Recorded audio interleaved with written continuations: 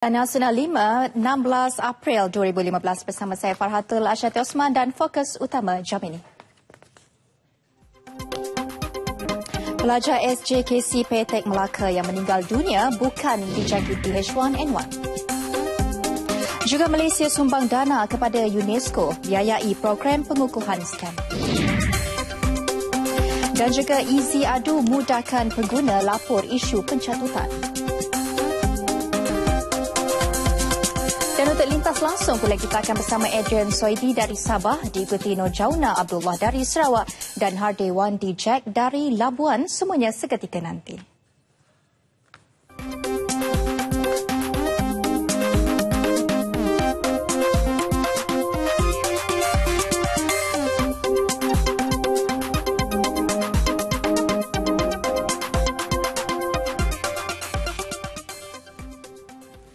Baik, seorang murid tahun 5 Sekolah Jenis Kebangsaan Cina SJKC Petek Melaka yang meninggal dunia Selasa lalu disahkan akibat viral encephalitis dan bukannya influenza A H1N1 seperti didakwa.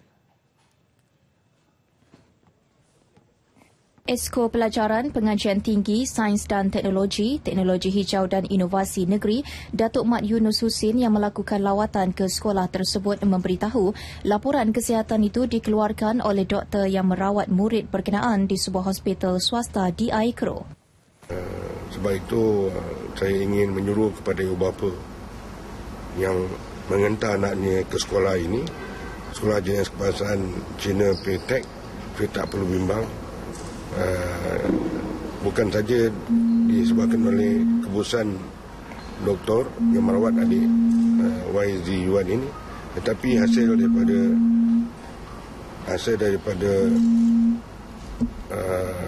saringan atau pemeriksaan yang dibuat ke atas pelajar di sekolah ini juga menunjukkan tidak ada unsur-unsur penyakit yang sama atau penyakit yang berjangkit yang dialami oleh pelajar di sekolah ini. Tidak ada. Berikutan itu, beliau berharap ibu bapa pelajar di SJKC Petek tidak perlu bimbang dan boleh menghantar anak mereka ke sekolah seperti biasa. Sebelum ini, murid lelaki berusia 10 tahun itu dirawat di sebuah hospital swasta selepas dimasukkan ke wad akibat demam panas sejak Jumaat lepas dan berada dalam keadaan koma sebelum meninggal dunia. Cara, tanda-tanda dan risiko jangkitan H1N1 adalah serupa dengan influenza bermusim yang lain. Justru Timbalan Menteri Kesihatan Datuk Seri Dr. Hilmi Yahya menasihatkan masyarakat agar tidak panik dan sentiasa mengamalkan langkah-langkah mudah bagi mencegah penularannya.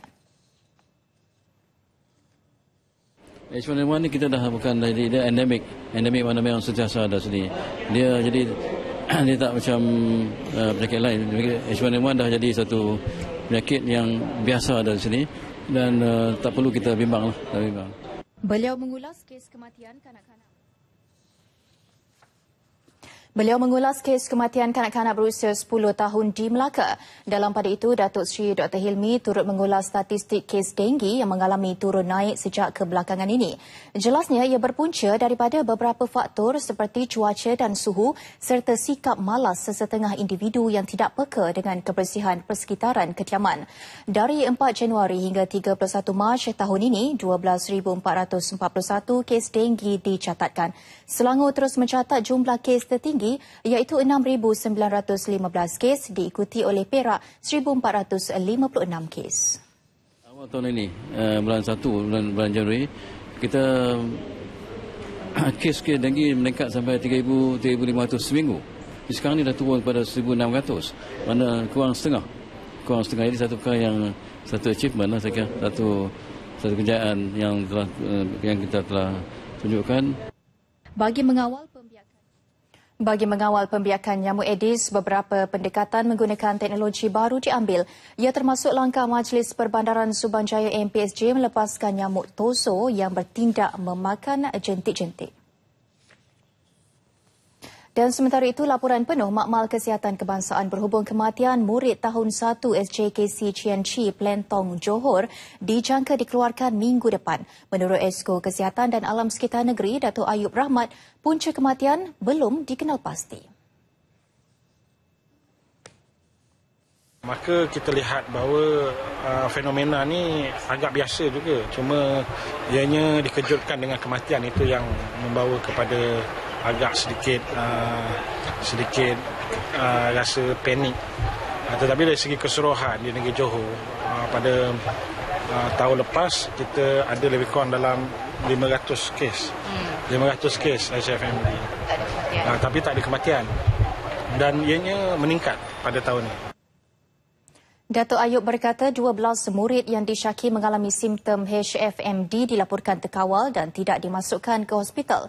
HFMD boleh dijangkiti secara terus melalui sentuhan dan boleh dielakkan dengan penjagaan kebersihan, terutamanya mencuci tangan sebelum makan.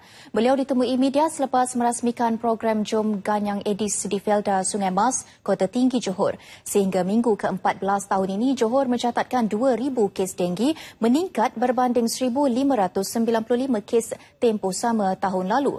Sepanjang tempoh yang sama, 4 kematian direkodkan berbanding 12 kes dalam tempoh sama tahun lepas. Johor berada di tempat ke-4 kes denggi tertinggi selepas Selangor, Perak dan Pulau Pinang. Malaysia menyumbang $300,000 Amerika kepada dana program kerjasama Malaysia dan Pertubuhan Pendidikan Saintifik dan Kebudayaan Bangsa-Bangsa Bersatu UNESCO MUCP MFIT. Sumbangan itu bagi membiayai program pengukuhan kurikulum sains, teknologi, kejuruteraan dan matematik STEM bagi pelajar perempuan dari Kenya, Nigeria, Zimbabwe dan Indonesia. Perkara itu diumumkan Timbalan Perdana Menteri Tan Sri Muhyiddin Yassin di Ibu Pejabat Biro Pendidikan Antarabangsa IBE UNESCO di Geneva, Switzerland. Ia merangkumi peruntukan untuk 4 elemen awal termasuk kelulusan membabitkan negara-negara Afrika, projek IBE, projek merangka kurikulum dan projek STEM. Terdahulu dalam ucapannya, Tan Sri Muhyiddin berkata Malaysia akan berperanan sebagai pakar dan perunding kandungan bagi mengemudi projek berkenaan. Beliau mengakui kepentingan teknologi dalam memacu kebolehupayaan komoditi dan ekonomi berasaskan perkhidmatan untuk melonjakkan nilai kebolehpasaran. Besides benefiting the industry and economy at large, we can also leverage STEM to reduce the inequity divide in society to and benefit those most disadvantaged. As STEM creates value-driven talent, the whole society in aggregate can draw positive gains from its outcome. And this is how we view our drive for STEM, for the economic and societal gains, and this is how we see the role of STEM in fostering sustainable development. Mengulas lanjut, Tan Sri Muhyiddin berkata modal insan adalah komponen yang menentukan tahap kompetitif sesebuah negara. Ia memerlukan pembangunan kritikal untuk memacu pertumbuhan ekonomi yang baik. Justru pendidikan memainkan peranan penting sebagai pelan asas merangkumi sains dan teknologi. STEM diyakini mampu melahirkan prospek kerjaya yang berpotensi. Memudahkan masyarakat mengemukakan aduan berkaitan isu kepenggunaan menerusi telefon pintar masing-masing, Kementerian Perdagangan Dalam Negeri, Koperasi dan Kepenggunaan KPDNKK melancarkan Easy Adu. Aplikasi itu kelak jelas Menterinya Datuk Seri Hassan Malik mampu menangani isu pencatutan juga sebagai perantara dengan kementerian, terutamanya melibatkan sistem cukai barangan dan perkhidmatan GST. Easy Adu ini adalah yang terbaik untuk hari ini yang kita perkenalkan kerana ia mudah dan boleh digunakan di mana-mana sahaja dan berhubung secara terus kepada sistem e-aduan KPDNKK. Pengguna juga boleh menyemak status dan sejarah aduan mereka. Melalui aplikasi Easy Adu, pengguna juga boleh mengambil gambar barangan atau risit dan terus menghantar kepada KPDNKK tanpa perlu membuat panggilan, juga menyediakan perkhidmatan geotag bagi mengenal pasti lokasi kesalahan yang diadukan. Aplikasi Easy Adu yang terdapat dalam 2 bahasa kini boleh dimuat turun melalui telefon pintar menerusi aplikasi Play Store secara percuma. Datuk Seri Hassan menyatakannya selepas merasmikan Majlis Perhimpunan Bulanan dan penyampaian watikah pelantikan pegawai penguatkuasa KPDNKK di Putrajaya. Kawasan pencarian MH370 di Lautan Hindi akan diperluaskan 60,000 kilometer persegi lagi sekiranya tiada penemuan menjelang Mei ini. Menteri Pengangkutan Datuk Seri Liau Tiong Lai menegaskan Malaysia bersama Australia dan China yang mengetuai pencarian komited dengan operasi fasa kedua ini. The government of Malaysia, Australia and China, we are committed to the search for MH370. If we cannot locate the aircraft within the 60,000 square kilometer, we'll continue the second phase of another 60,000 square kilometer search. So this is the commitment given by the three government, and I must thanks again to Australia and China for being with us in this difficult time. We know this is a difficult time and we need the support of our neighbors to continue with this important mission. Setakat ini lebih 60% daripada kawasan pencarian diperiksa dan dijangka selesai menjelang akhir Mei depan. Operasi fasa kedua ini akan mengambil tempoh setahun dengan mengambil kira situasi cuaca. Kos dianggarkan $50 juta Australia dan ditanggung bersama kerajaan Malaysia dan Australia. Datuk Seri Liau berkata demikian pada sidang media khas bersama Timbalan Perdana Menteri Australia, Warren Truss dan Menteri Pengangkutan China, Yang Chuan-Teng di Ibu Negara. Sementara itu, Truss turut menyatakan sokongan dan komitmen negaranya terhadap operasi ini. Malah secara terbuka melahirkan keyakinan beliau berhubung penemuan bangkai pesawat MH370 yang hilang sejak 8 Mac tahun lalu. 10,734 perkhidmatan yang ditawarkan kerajaan sudah disediakan secara dalam talian sehingga hujung tahun lepas. Itu merupakan 78.56% daripada 13,663 perkhidmatan yang ditawarkan. Menurut Menteri di Jabatan Perdana Menteri Datuk Joseph Entulu Belaun, jumlah itu membabitkan perkhidmatan di pelbagai kementerian dan agensi peringkat persekutuan dan negeri. 16 Februari 2016. Status pencapaian perkhidmatan dalam talian peringkat persekutuan adalah sebanyak 84.04% daripada jumlah perkhidmatan sebanyak 7,922. Perkhidmatan dalam talian yang masih dalam perancangan agensi kerajaan persekutuan adalah sebanyak 2.49%. Bagi perkhidmatan agensi peringkat negeri pula, sehingga 16 Februari lalu, 71% daripada 5,741 perkhidmatan sudah disediakan secara dalam talian dengan 2.14% lagi dalam perancangan untuk disediakan secara dalam talian. Agensi-agensi kerajaan yang menyediakan perkhidmatan dalam talian disaran menyediakan sudut ICT untuk membimbing pelanggan atau pengguna menggunakan perkhidmatan dalam talian. Kerajaan juga menyediakan saluran alternatif kepada kios dan aplikasi telefon dan mengurangkan bilangan kaunter di agensi-agensi. Kongres Kesatuan Pekerja-Pekerja di dalam Perkhidmatan Awam QPEX meminta kerajaan memberikan pelepasan cukai sehingga 100% ke atas penjawat awam. Ia selaras dengan bebanan kos sara hidup ketika ini terutama bagi kaki tangan sokongan. Presidennya Datuk Aziz Muda menyuarakan cadangan tersebut untuk dimasukkan dalam pembentangan rancangan Malaysia ke-11 dan bajet 2016. Kalau dulu anak lepasan cukainya 1,000 setahun. 1,000 ni tak cukup. Kita nak belanja untuk nursery anak-anak kecil dengan susunya RM10 sehari. Dengan hantar nursery, kalau hantar nursery anak baby seorang 450. Kan? Lepas tu dengan mak dengan apa hal lain dan sebagainya. Jadi tak mampu kita rasa. 450 tu sebulan. Sebulan. Kalau setahun berapa? So kita minta pelepasan cukai ini diberi 100%. Daripada 1,000 kepada 2,000. Kalau sekarang ni ada pendapatan 8,000 kena cukai, dia kena naikkan lagi pendapatan yang dikecualikan daripada cukai ini. Datuk Aziz berkata demikian semasa menghadiri Forum Ekonomi Penjawat Awam di Kempas Baru, Johor Bahru.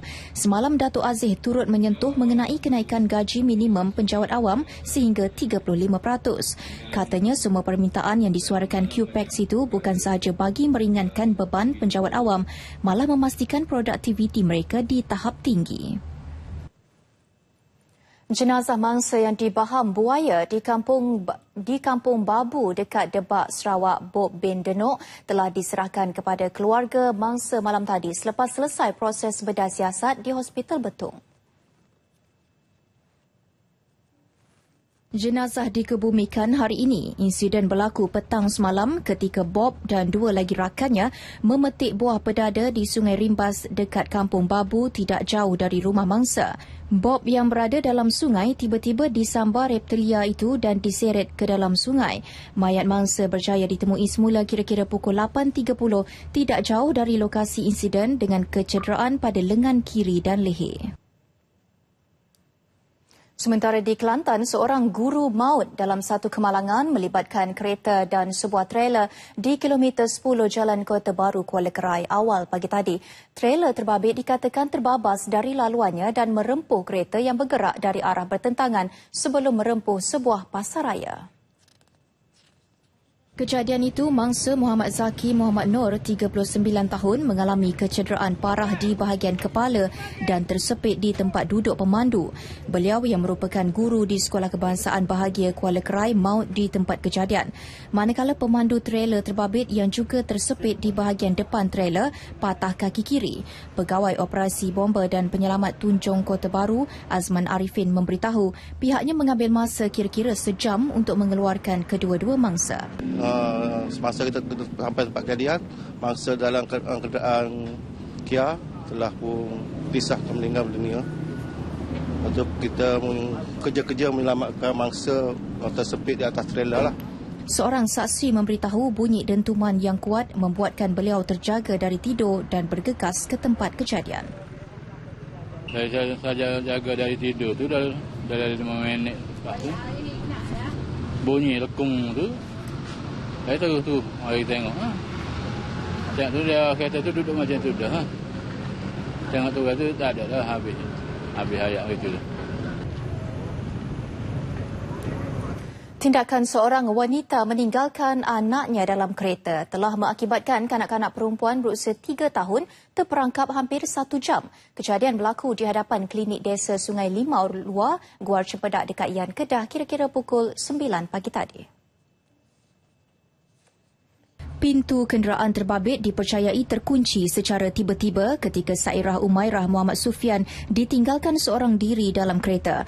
Kanak-kanak itu berada di tempat duduk hadapan sebelah pemandu. Ketua Unit Perhubungan Awam Jabatan Bomba dan Penyelamat Negeri Kedah, Nur Hafizah Luqman, mengesahkan mengenai kejadian itu dan memaklumkan pihaknya menerima panggilan pukul 9.25 sebelum 5 pegawai dan anggota dari Balai Bomba Guar Cempedak bergegas ke lokasi. Pihaknya terpaksa menggunakan dawai yang dimasukkan melalui cermin tingkap kenderaan untuk membuka kunci pintu bagi mengeluarkan kanak-kanak berkenaan. Bagaimanapun, kanak-kanak terbabit tidak mengalami sebarang kecederaan.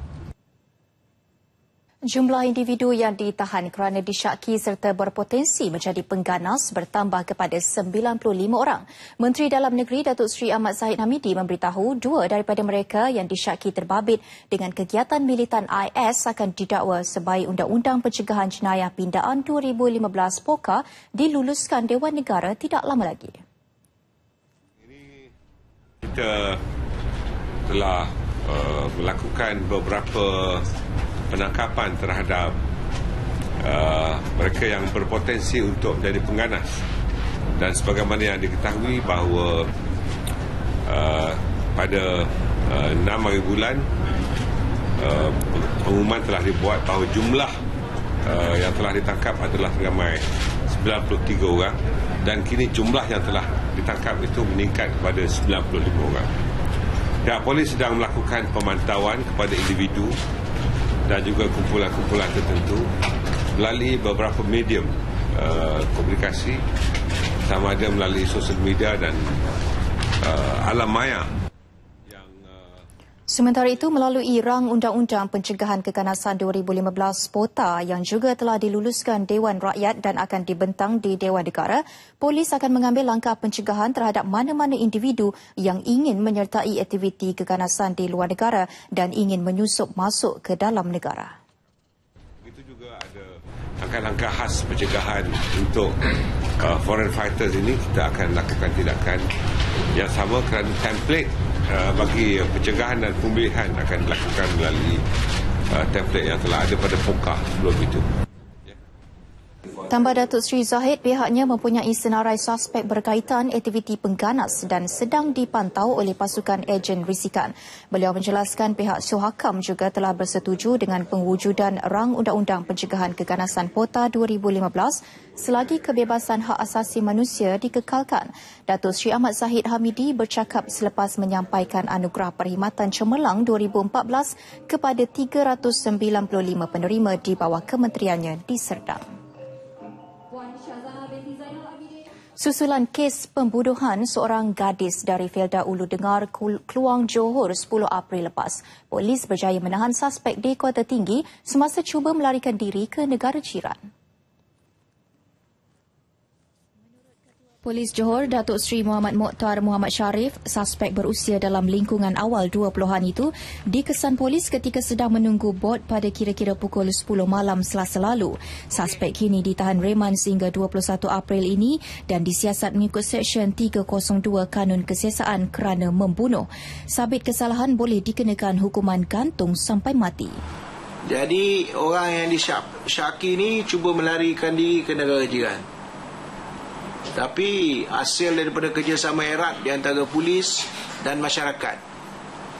Masyarakat bagi maklumat, polis dengan pintar, nyiasat, bertindak di atas maklumat tersebut. Maka kita dapat cukup suspek tersebut. Beliau berkata demikian dalam sidang media di Pusat Media IPK Johor, Johor Bahru. Dalam kejadian pada 10 April lepas, mangsa Nur Syafiqah Ahmad Islam 20 tahun meninggal dunia selepas ditikam oleh bekas tunangnya di kawasan parkir sebuah pasaraya di Kluang. Mangsa ditikam di rusuk kirinya menggunakan pisau pemotong sayur oleh lelaki berkenaan setelah berlaku pertengkaran. Kejadian disyaki bermotifkan cemburu kerana mangsa dipercayai sudah bertunang dengan lelaki lain. Dan dalam sidang media yang sama, Datuk Seri Muhammad Mokhtar turut memberi amaran kepada kumpulan mat rempit di Johor bahawa tindakan tegas akan dikenakan ke atas mereka termasuk menjalani pemeriksaan di rumah serta ujian saringan air kencing. Keputusan itu katanya bagi memastikan golongan berkenaan tidak terbabit dengan kegiatan jenayah khususnya kes ragut dan kecurian motosikal. Dinyatakan juga operasi ke rumah mat rempit telah bermula malam tadi. Kepada rumah-rumah mat rempit ni, yang kita syaki, kita bukan cek rumah ikut suka-suka hati. Kita polis mempunyai sebab. Jadi mat-mat rempit ni apabila kita tahan, dia tidak boleh beri sebarang penjelasan. Kita mempunyai reasons to believe dia terlibat. Kita juga akan membuat pemeriksaan rumah dia. Beliau berkata demikian dalam satu sidang media di Pusat Media IPK Johor, Johor Bahru. Pada 29 Mac lepas, 3 individu ditahan selepas disyaki terbabit dengan kes kecurian motosikal di Nusa Jaya. Sebuah motosikal dirampas dan 3 rangka motosikal dilaporkan hilang sejak 2014 telah dijumpai di Sungai Melana, Skudai pada 3 April lepas. Ketika operasi itu juga, pihaknya bersama unit selam Polis Bantuan Pelabuhan Tanjung Pelepas turut menemui sepucuk pistol tanpa kelopak dan peluru di Sungai Melana, Skudai. Kesemua suspek direman bagi membolehkan siasatan dibuat mengikut Seksyen 379A Kanun Kesiasaan. Dengan penahanan suspek, pihak berkuasa telah menyelesaikan 21 kes kecurian motosikal di Johor. Di Kota Baru, Kelantan pula, pihak berkuasa menyatakan dalam tempoh 3 bulan pertama tahun ini, kecurian melibatkan alat ganti kenderaan jenis lama meningkat sehingga 50 kes. Serentak dengan itu juga, pemilik kenderaan terutamanya buatan Malaysia diminta berhati-hati semasa meletak kenderaan dan mengelak meninggalkan barangan berharga dalam kereta. Ketua Polis Daerah Kota Baru ACP Rohaimi Mat Isa menyatakan kebanyakan alat ganti kenderaan terbabit sukar didapati ketika ini selain harga yang tinggi di pasaran. Beliau memaklumkan mengenai perkara itu selepas Jabatan Siasatan Jenayah Ibu Pejabat Polis Daerah Kota Baru menjalankan pemeriksaan di premis barang lusuh dan kereta potong. Daripada laporan yang diterima, kawasan utama yang menjadi sasaran aktiviti jenayah itu banyak berlaku di sekitar Kota Baru. Berikutan itu, pihaknya bakal memberi tumpuan operasi sekitar Kota Baru bagi membendung kegiatan terbabit serta lokasi yang berpotensi. Dinyatakan juga kes kecurian membabitkan motosikal menurun 3.9% kepada 580 kes dalam tempoh sama tahun ini berbanding 604 kes tahun lepas. Tindakan licik sepasang suami isteri yang menjadikan sebuah rumah teres di Bukit Mertajam sebagai makmal memproses dadah akhirnya terbongkar. Hasil serbuan polis dari Jabatan Siasatan Jenayah Narkotik Pulau Pinang, mereka ditahan bersama seorang lagi lelaki ketika sedang memproses dadah. Jelas Ketua Polis Negeri Datuk Abdul Rahim Hanafi, makmal tersebut dijadikan tempat memproses dadah sintetik iaitu heroin, syabu dan pil WY dipercayai untuk pasaran sekitar utara tanah air. Dadah yang dirampas adalah 3.7 kg serbuk WY, 3.5 kg meth oil, 1.7 kg syabu, 41 kg heroin, 41 gram ketamin dan sepucuk pistol. Susulan penahanan itu membawa polis ke sebuah lagi rumah di Simpang Ampat seberang Perai Selatan awal pagi tadi, di mana 21 gram syabu dan 40 biji pil ekstasi. Daripada 3 orang ditangkap ini, satu mempunyai rekod di bawah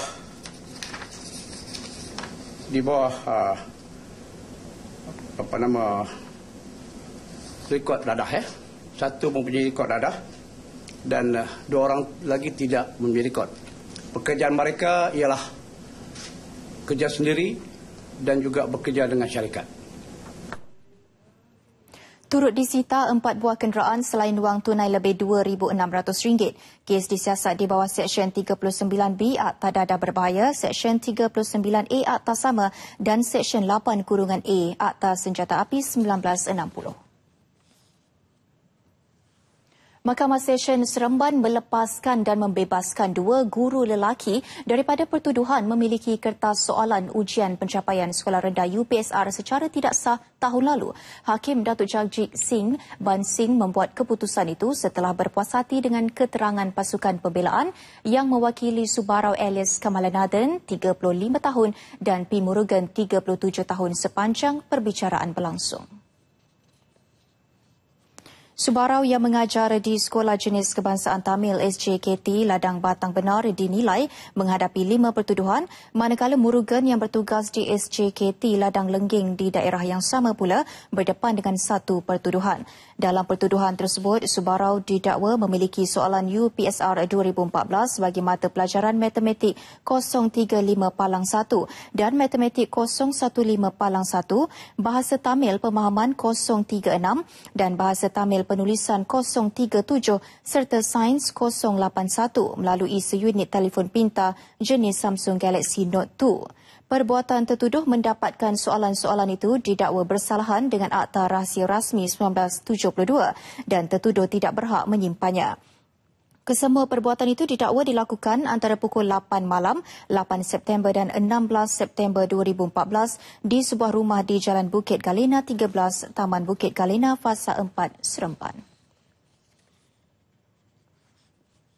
Sungai Nadi Kehidupan atau ROL memberi nafas baru kepada Sungai Kelang dan Gombak termasuk kawasan di tebingan sungai untuk menjadikannya lebih membangun dan mempunyai nilai ekonomi tinggi. Projek permulaan di bawah bidang ekonomi utama baru Greater Kuala Lumpur dan Lembah Kelang KLKV itu bakal menjadikan sungai sebagai ikon laluan air setara dengan sungai di bandaraya terkemuka dunia. Laporan Dian Fatihah Makno. Yang dilancarkan pada Julai 2011 kini sedang giat dibangunkan melalui projek permulaan EPP yang kelima antara 9 projek di bawah Greater Kuala Lumpur dan Lembah Kelang yang mencakupi pelan untuk Kuala Lumpur. Projek ini bukan sahaja mengubah Sungai Kelang dan Sungai Gombak menjadi ikon waterfront menjelang 2020, malah menyumbang kepada peningkatan pendapatan kasar negara. Dianggar sebanyak 11.3 bilion ringgit mampu dijana sehingga 2020 atau 1.4 bilion ringgit setahun. Projek terbahagi kepada 3 komponen utama iaitu pembersihan, pengindahan dan pembangunan yang akan dikendalikan oleh pasukan petugas pembersihan yang dikoordinasikan oleh Jabatan Pengairan dan Saliran. Kita dapat mengurangkan, kita dapati sampah memasuki sungai telah pun berkurang. Ya? Kalau dulu pada tahun 2010 sebanyak 200, di kawasan itu saja 268 meter padu sampah masuk sebulan. Sekarang ini sudah berkurang sehingga 75% dan kita bercadang ataupun target kita kepada 80% pengurangan. So bila kita tengok pengurangan sampah memasuki sungai ini telah kita nampak ada kesan kepada GPT yang kita pasang dan juga kesedaran daripada komuniti sendiri. Sebab kita bukannya hanya buat structure measures, kita buat non-structure juga. Non-structure ni kita pergi kepada komuniti, pergi kepada masyarakat, semua dalam penghuni di dalam lembangan tersebut. Sementara pengindahan diketuai oleh Dewan Bandaraya Kuala Lumpur menerusi Jabatan Perancangan Fizikal. Projek pengindahan di bawah DBKL membabitkan kawasan sepanjang 10.7 km Sungai Gombak dan Sungai Kelang. Ia bakal menyediakan kemudahan rekreasi, landscape dan rangkaian pejalan kaki serta berbasikal yang berterusan kepada orang awam. Kita baru saja menyelesaikan tawaran kepada pihak pihak kontraktor pada bulan Mac tahun ini dan kita dapati pelaksanaannya masih di peringkat 4% lebih lah.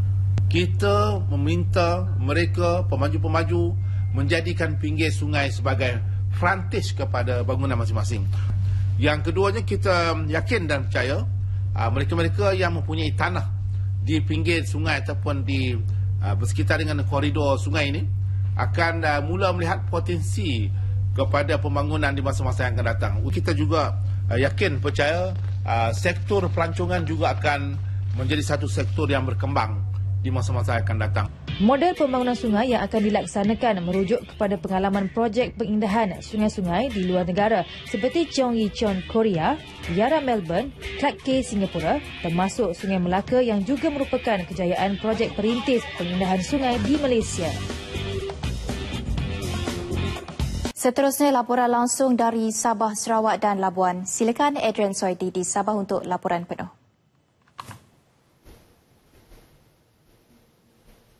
Terima kasih Farhatul di Angkasa Puri. Salam sejahtera dan salam satu Malaysia. Persidangan Dewan Undangan Negeri DUN Sabah hari ini meluluskan satu rang undang-undang baru iaitu Enakmen Hutan Kayu 2015 dan Enakmen Anggota Pentadbiran dan Ahli Dewan Undangan Saraan Pindaan 2015. Ketika membentangkan Enakmen Hutan Kurungan Kayu 2015, Pembantu Menteri kepada Ketua Menteri Datuk Elron Afred Angin menyatakan enakmen itu bertujuan menyediakan rangka perundangan bagi pendaftaran dan penguatkuasaan aktiviti-aktiviti berkaitan perkayuan di negeri ini seperti ekspor dan import keluaran hutan. Sementara itu, Pembantu Menteri kepada Ketua Menteri Datuk Edward Yong ketika membentangkan enakmen Anggota Pentadbiran dan Ahli Dewan Undangan Kurungan Saraan Kurungan Pindaan 2015 menyatakan enakmen itu bertujuan meminda subsection 6 Kurungan 1 Enakmen Anggota Pentadbiran dan Ahli Dewan Undangan Kurungan Saraan 1981 untuk membetulkan amaun saraan Ketua Menteri dan Timbalan Ketua Menteri. Pindaan tersebut melibatkan pelarasan saraan Ketua Menteri daripada RM23,625 kepada RM23,595 dan pelarasan saraan Timbalan Ketua Menteri daripada RM19,725 kepada RM20,872.50. Kerajaan negeri berazam memperkukuh kutipan hasil dan memperluas sumber hasil negeri untuk menjamin momentum pembangunan tahun ini terus mantap dan dinamik.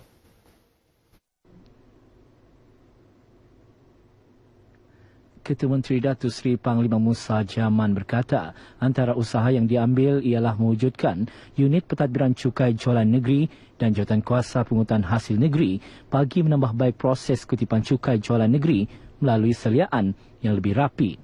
Beliau yang juga Menteri Kewangan menyatakan demikian ketika menyampaikan ucapan penggulungan dalam persidangan Dewan Undangan Negeri Dun Sabah di Likas. Datuk Musa juga berkata kerajaan negeri akan membuat kajian bagi menerokai sumber baru untuk menambah kutipan hasil negeri selain meneruskan perundingan berhubung dengan peruntukan yang disediakan Kerajaan Persekutuan. Menurutnya, kerajaan negeri turut memutuskan untuk mekalkan peruntukan belanjawan pembangunan tahun 2015. Bagaimanapun, kos-kos projek pembangunan yang belum dilaksanakan, terutama yang melibatkan jumlah kos yang besar, akan diteliti semula. Terdahulu ketika sesi soal-jawab dalam persidangan Dun Sabah, Ketua Menteri Datuk Seri Panglima Musa Haji Aman menyatakan pembinaan janakuasa Hidro Ulu Padas antara cadangan terbaik untuk mengatasi masalah banjir yang sering berlaku di daerah Beaufort. Pembinaan janakuasa itu dengan kos 1.6 bilion ringgit dapat mengawal aliran air di kawasan tersebut, seterusnya mencegah banjir.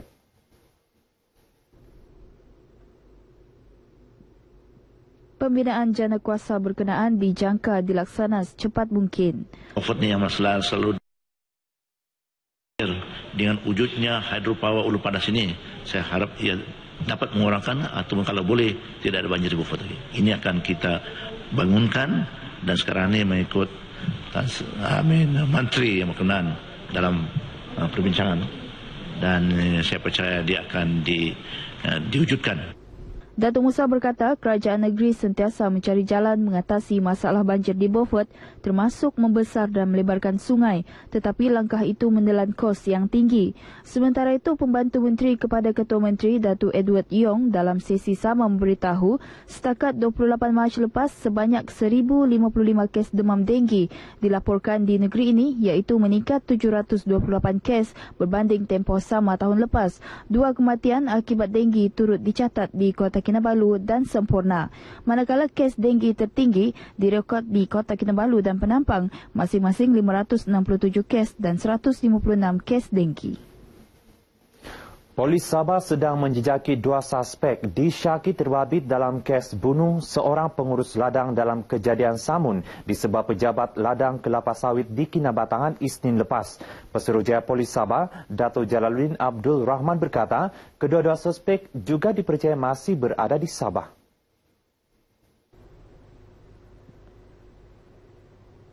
Pihak polis juga sedang menjejaki suspek samada melalui jalan sungai, laut atau darat untuk memberkas suspek berusia 20-an dalam tempoh terdekat.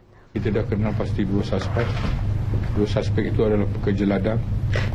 Kita memang ada saksi berlangsung sulu.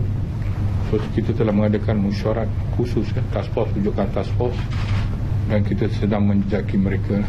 Isnin lepas, pengurus ladang kelapa sawit Tongsang Batu 4 Jalan Sukau Yen Wing Wah mati ditembak manakala pemilik ladang Denny Wong cedera. Suspek turut melarikan wang gaji pekerja berjumlah RM18,000. Beliau menyatakan demikian kepada media selepas menyampaikan sumbangan kepada 178 wanita dan kanak-kanak di Hospital Wanita dan Kanak-kanak Likas serta mengadakan program demam darah di Penampang sempena sambutan peringatan Hari Polis ke-208. Lebih 10,000 orang, terutama golongan pelajar, mengunjungi Karnival Pendidikan Mara yang berakhir kemarin di Kota Kinabalu. Karnival tersebut berjaya mencapai objektif turun padang menawarkan peluang-peluang melanjutkan pelajaran kepada pelajar di Sabah.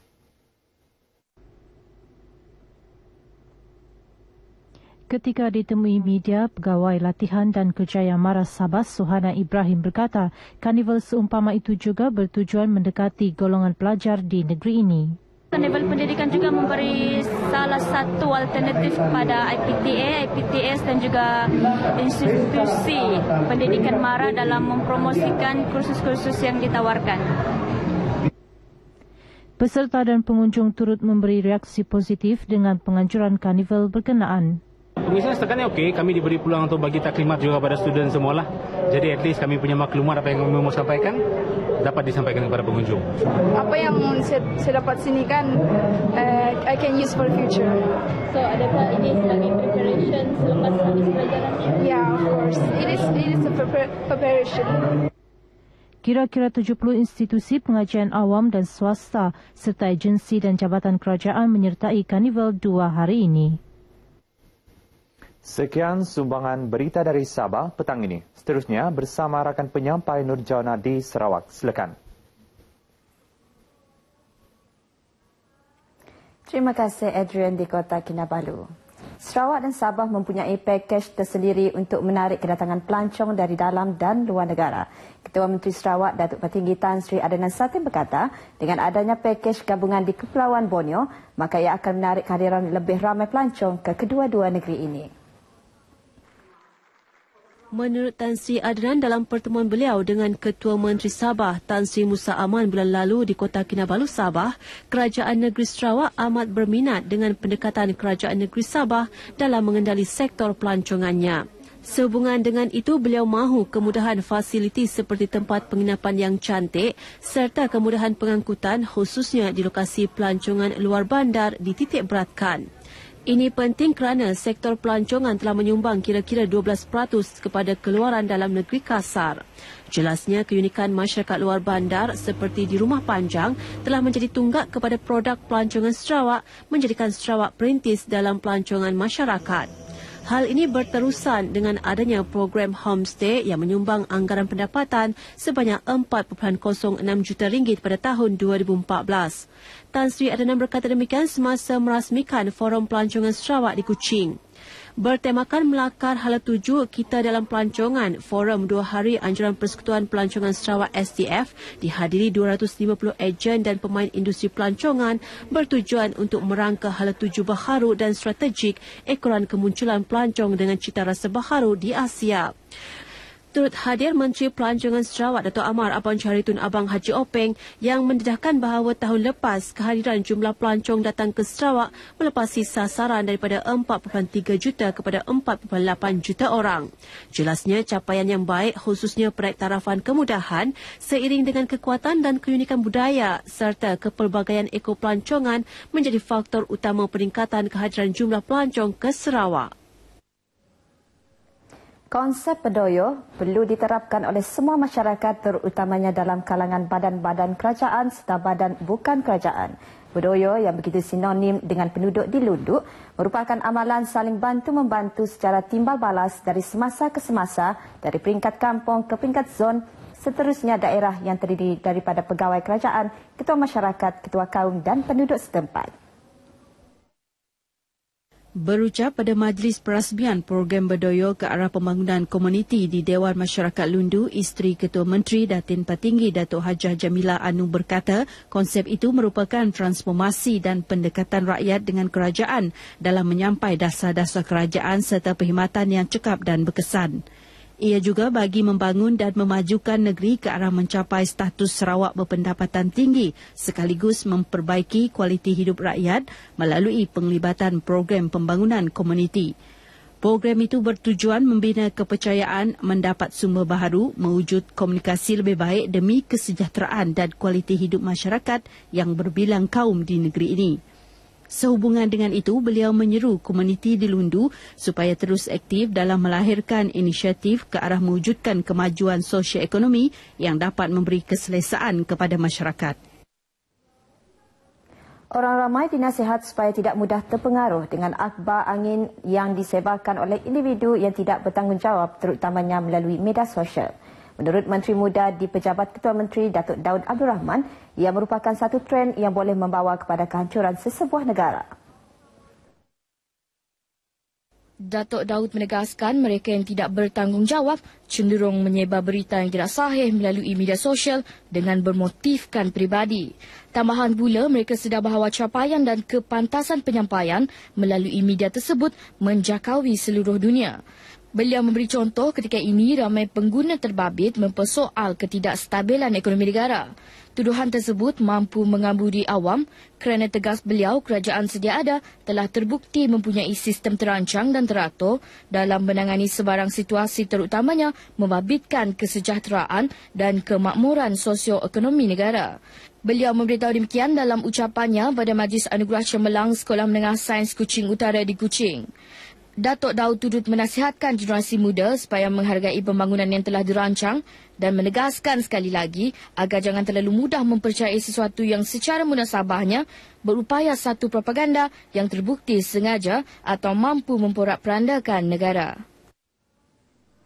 Di Bintulu, penduduk setempat dinasihat supaya berhemah dalam penggunaan air ekoran fenomena cuaca kering yang dijangka berlaku bermula Mei hingga September depan.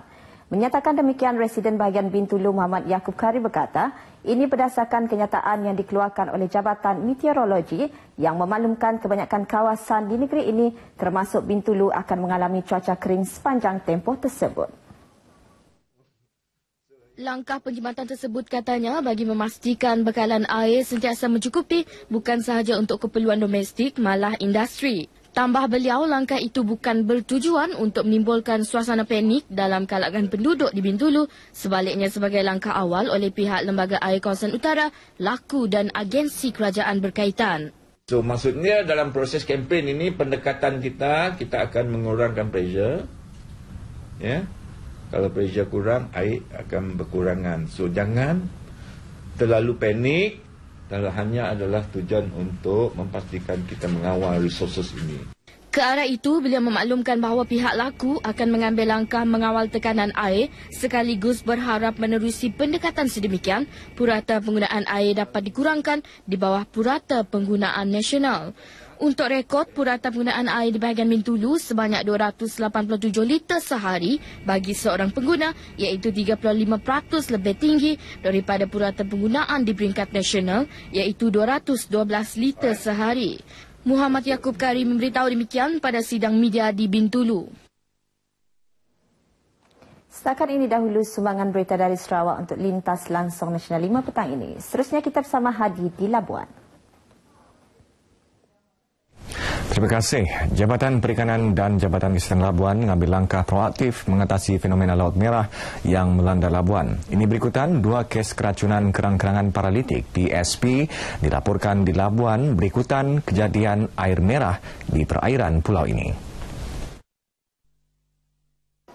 Gejala awal termasuk kebas di bibir dan sakit kepala yang teruk dan kelumpuhan pada paru-paru iaitu dalam tempoh 22 hingga 23 jam, paru-paru boleh terhenti dan menyebabkan maut. Penduduk dia berumur 59 dan 36 tahun, kedua-duanya adalah wanita, di mana kedua-duanya telah didapati makan ikan yang telah dimasak, yang mana ikan ni telah ditangkap oleh salah seorang keluarga lah, anak buah di Sungai Pagar lah. Tidak terdapat sebarang dinoflagellate daripada jenis spesies Pyrodinium lah yang berbahaya kepada manusia. So dalam kedua-dua sampel tu kita tidak menemui sebarang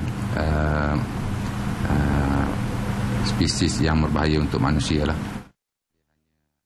Sebagai langkah keselamatan sepanjang tempoh kejadian air merah ini, orang ramai dinasihatkan agar mengelak dari memakan semua jenis kerang-kerangan, ikan tamban, udang bubuk, ketam dan udang kara.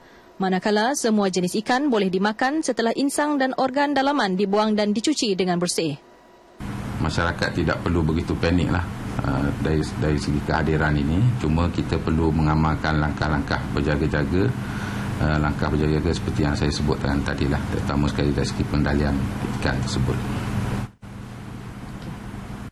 Saudara, pelbagai punca pencemaran perlu dikawal, terutama dalam rantaian bekalan makanan bermula dari bahan mentah, pemprosesan, pengangkutan, penyediaan makanan hinggalah kepada peringkat penggunaan.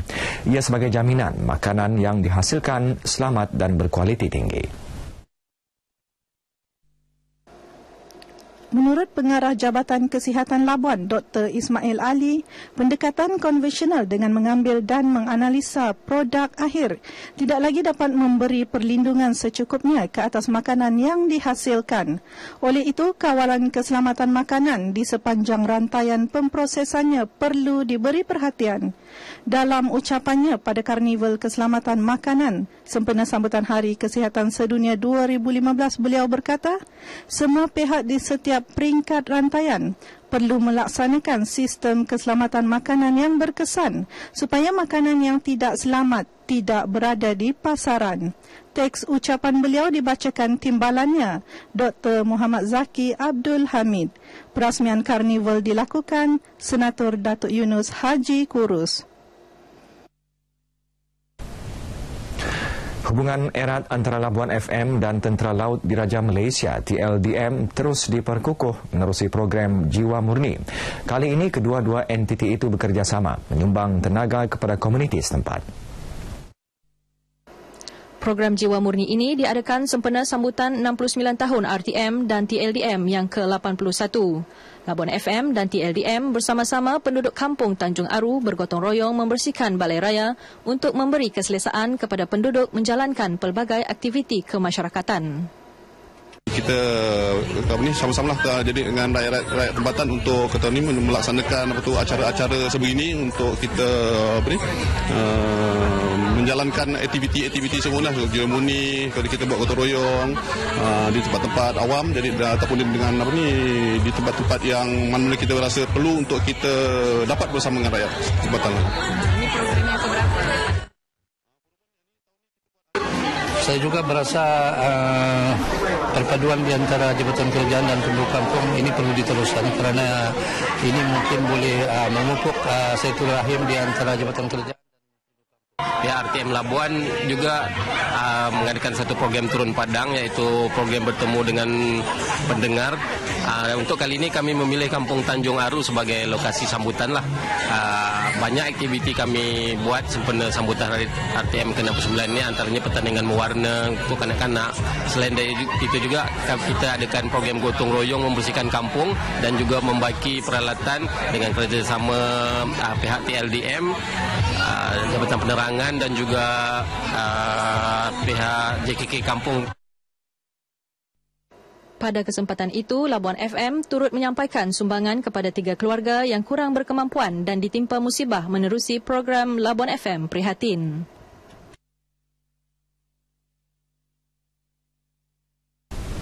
Sekian paparan berita dari Labuan, kembali ke Angkasa Puri untuk berita seterusnya. Silakan. Baik, terima kasih rakan penyampai dari Sabah, Sarawak dan juga Labuan. Sebentar tadi, 5,444 peladang yang menyertai projek estet padi Mada NKEA EPP 10 menerima insentif lebih 17.3 juta ringgit bagi musim 1 2015. Menteri Besar Datuk Seri Mukhris Tun Mahathir menyampaikan insentif berkenaan di Pertubuhan Peladang Kawasan PPK Mada C2 Simpang 4 Kerpan, Kodiang, Jerlun, Kedah. Menurut Datuk Seri Mukhris, sebagai negeri jelapang padi, Kedah menyasarkan untuk mewujudkan estet padi seluas 50,000 hektar menjelang 2020. Estet padi yang bermula pada tahun 2011 bertujuan meningkatkan kecekapan pengurusan dan produktiviti berasaskan sistem pentadbiran secara berpusat. Ia sebagai menjamin bekalan makanan negara mencukupi. Betul-betul menggunakan teknologi baru ni dan kita latih peladang-peladang kita nampak semakin meningkat dan itu yang saya rasa puas hatilah. Jadi lepas ni sasaran kita nak sampai 10-11 metrik tan hektar tu saya ingat insya-Allah boleh menjadi kenyataan. Beliau juga berharap Pertubuhan Peladang Kebangsaan Nafas dapat bekerjasama dengan Pertubuhan Peladang Kawasan PPK untuk melahirkan lebih ramai penternak ayam Bumi Putra bagi menjamin bekalan makanan halal negara. Kedah juga katanya turut mengalu-alukan Nafas melabur dalam pelbagai sektor agro makanan di negeri itu. 1.6 juta pelancong tempatan dan asing dijangka berkunjung dan menginap di Kedah tahun depan sempena Tahun Melawat Kedah 2016. Dan bagi mencapai sasaran itu, pelbagai usaha giat dilakukan bagi mempromosi produk pelancongan yang terdapat di negeri jelapang padi itu. Selain aktiviti berbentuk karnival dan pesta, produk seperti makanan dan lokasi pelancongan di luar Langkawi akan diketengahkan. Wartawan Fakhrul Razi Ismail ada butirannya. Antara acara utama yang akan disajikan kepada pelancong nanti ialah pesta sungai di sepanjang Tanjung Cali. Menariknya, pesta kali ini menampilkan banyak kelainan dengan acara tambahan seperti perlumbaan bot nelayan selain karnival padi di Gunung Keriang. Selain kedudukannya yang strategik, Gunung Keriang merupakan kawasan sawah padi yang menarik serta dekat dengan Muzium Padi dan Gua Gunung Keriang. So, Karnival Padi merupakan salah satu ikonik event acara untuk pelancongan Kedah. Pengisiannya akan melibatkan pelbagai aktiviti, tandingan, pertunjukan dan juga pengalaman. Pelancong sendiri boleh mendapat pengalaman semasa berada di Karnival Padi. Kemudahan di kawasan bersejarah seperti Lembah Bujang dan Sungai Batu di Merbuk, selain bangunan bersejarah di Alor-Star akan ditambah baik bagi memberi keselesaan kepada pengunjung. Manakala produk tempatan seperti madu lebah tualang dan makanan yang hanya boleh didapati di negeri ini akan giat dipromosi. Jadi pendekatan yang kita guna adalah pelancongannya adalah untuk rakyat dan rakyat sendiri akan bangunkan produk. Sebab ini adalah peluang tambah pendapatan kepada rakyat. Pendekatan kerajaan adalah untuk menggerakkan supaya faedah ekonomi pendapatan itu pergi kepada rakyat. Itu approach yang kita akan gunakan. Untuk mencapai sasaran itu, promosi Tahun Melawat Kedah 2016 akan diadakan di luar negara seperti Jepun, China, negara-negara ASEAN dan Asia Barat. Terdapat kira-kira 13,000 bilik penginapan hotel dan rumah inap desa di Kedah dan ia cukup untuk menampung pengunjung yang ramai tahun depan. Pra-pelancaran Tahun Melawat Kedah 2016 jangka akan diadakan di Kuala Lumpur bulan depan.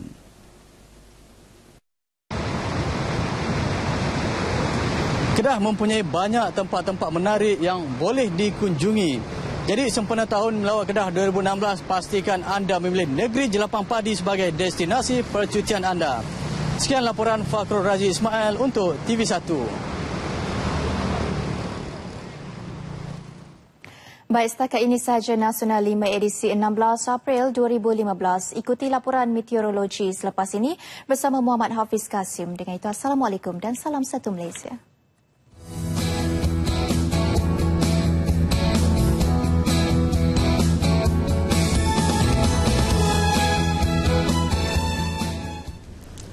Assalamualaikum warahmatullahi wabarakatuh dan salam sejahtera. Laporan cuaca untuk petang ini dimulakan terlebih dahulu dengan melihat corak tiupan angin. Angin yang bertiup di rantau negara kita pada ketika ini secara amnya bertiup dari arah timur laut sebelum ia membelok ke arah tenggara di semenanjung Malaysia. Manakala untuk negeri Sabah dan juga Sarawak, tiupan angin datangnya dari arah timur-timur laut. Berikutan tiupan angin kencang di sekitar kawasan perairan Laut Cina Selatan ini, Met Malaysia masih lagi mengekalkan amaran laut kategori pertama bagi kawasan perairan Samoy, Kondo, Reef North, Layang-Layang dan juga Palawan, di mana amaran ini dijangkakan berterusan untuk sepanjang hari ini, Khamis 16 April 2015. Berikutan tiupan angin kencang dengan kelajuan angin boleh mencapai sehingga 50 km sejam dengan ombak boleh mencapai ketinggian 3,5 meter ini. Keadaan ini adalah berbahaya kepada sebarang aktiviti bot-bot kecil, rekreasi laut dan juga sukan laut. Kita beralih pula ke paparan imej radar terkini bagi melihat keadaan cuaca semasa dengan lebih terperinci. Pada petang ini secara amnya hujan bersetir-berpetir sedang berlaku di negeri-negeri sebelah pantai barat Semenanjung, tertumpu di sekitar negeri Kedah, Perak, Selangor, wilayah Persekutuan Kuala Lumpur, di 1-2 tempat di Negeri Sembilan, Johor dan juga di kawasan pedalaman Negeri Pahang. Hujan yang sedang berlaku ini dijangkakan boleh berterusan sehingga ke awal malam nanti, melibatkan negeri Kedah, Perak, Selangor, wilayah Persekutuan Kuala Lumpur, begitu juga di 1-2 tempat di Negeri Sembilan. Lain-lain kawasan di semenanjung Malaysia pada malam ini dijangkakan berada dalam keadaan yang cerah.